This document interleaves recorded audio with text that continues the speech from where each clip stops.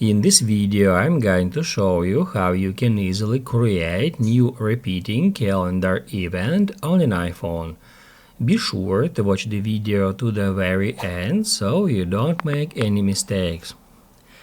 Let's get started, guys. I'm gonna show you all the process from the beginning, and first off we need to head over to Calendar app and then tap right here at this plus to create an event. The key here in order to make that event repeating is find that option which is called repeat. By default it is always set to never.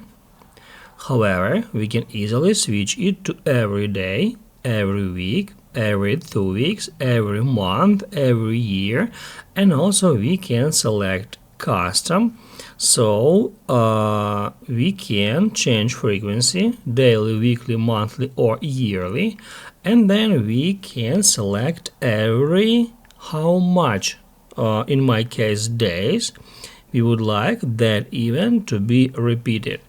I'm gonna select daily, every 3 days.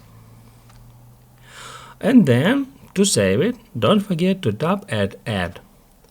If this video was helpful for you, don't forget to hit the like button.